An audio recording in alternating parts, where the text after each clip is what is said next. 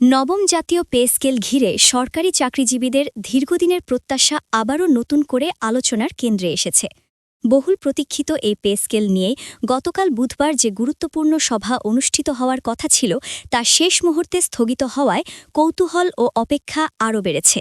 সাবেক প্রধানমন্ত্রী বেগম খালেদা জিয়ার মৃত্যুতে সরকার ঘোষিত সাধারণ ছুটির কারণে সভাটি স্থগিত করা হলেও কমিশন সূত্রে জানা গেছে খুব দ্রুতই নতুন তারিখ নির্ধারণ করে সদস্যদের জানিয়ে দেওয়া হবে।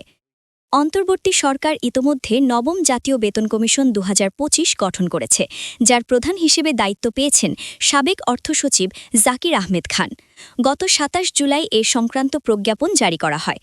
কমিশনের প্রথম সভা অনুষ্ঠিত হওয়ার দিন থেকে ৬ মাসের মধ্যে সরকারের কাছে একটি পূর্ণাঙ্গ প্রতিবেদন জমা দেওয়ার বাধ্যবাধকতা রয়েছে, আর এই প্রতিবেদনের দিকেই এখন তাকিয়ে আছেন লাখো সরকারি কর্মকর্তা-কর্মচারী।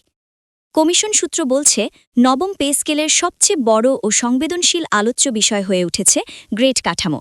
বিদ্যমান ২০টি গ্রেড বহাল থাকবে নাকি কমানো হবে, এই নিয়ে কমিশনের ভেতরেই দেখা দিয়েছে ৩টি ভিন্ন প্রস্তাবনা।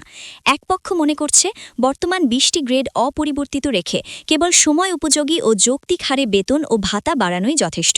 তাদের যুক্তি, এতে কাঠামোগত স্থিতিশীলতা বজায় থাকবে এবং প্রশাসনিক জটিলতা বাড়বে না।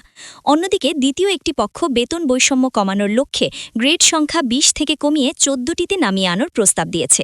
তাদের মতে বর্তমান গ্রেড কাঠামোতে ব্যবধান এতটাই বেশি যে একই প্রতিষ্ঠানে কর্মরত নিম্ন ও মধ্যধাপের কর্মচারীরা প্রকট বৈষম্যের শিকার হচ্ছেন।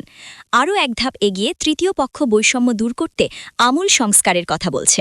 তাদের প্রস্তাব, গ্রেড সংখ্যা আরও কমিয়ে ১৪টিতে নামিয়ে আনা হলে বেতন কাঠামো হবে আরও বাস্তবসম্মত ও ন্যায্য।